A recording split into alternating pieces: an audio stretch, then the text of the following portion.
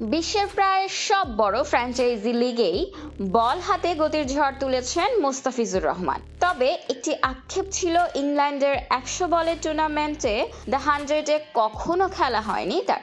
অবশেষে সেই অপেক্ষার অবসান হলো।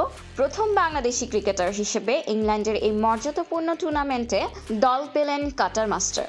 লন্ডনে অনুষ্ঠিত দ্য 100-এর নিলামে দল পেয়েছেন মোস্তাফিজ। নিলামের তৃতীয় ও শেষ ধাপে তাকে দলে ভিড়িয়েছে বার্মিংহাম ফিনিক্স। ফিজের ভিত্তি মূল্য ছিল ১ লাখ পাউন্ড, বাংলাদেশি মুদ্রায় যা প্রায় ১,৬৪,০০,০০০ টাকা।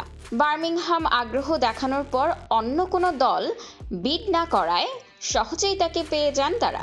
আগামী ২১ জুলাই থেকে ১৬ আগস্ট পর্যন্ত চলবে দ্য 100-এর ষষ্ঠ আসর। এবারই প্রথম নিলামের মাধ্যমে খেলোয়াড় ড্রাফট সম্পন্ন হয়েছে, আর তাতেই ইতিহাস করলেন ৩০ বছর বয়সী এই বাঁহাতি পেসার। মোস্তাফিজের হাসির দিনে কিছুটা বিষাদ ছিল তরুণ লেগ স্পিনার রিশাদ হোসেনের জন্য।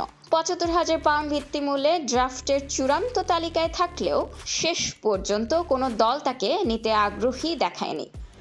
বর্তমানে মুস্তাফিজের আন্তর্জাতিক ব্যস্ততা তুঙ্গে। গত নভেম্বর আইপিএলের ৯ কোটি ২০ লাখ রুপিতে তাকে দলে নিয়েছিলেন কলকাতা নাইট রাইডার্স। রাজনৈতিক প্রেক্ষাপটে সেখানে বাদ পড়েন তিনি। এরপর পিএসএল এর দল লাহোর কালান্দাসের সাথেও বড় অঙ্কের চুক্তিতে যুক্ত হয়েছিলেন তিনি।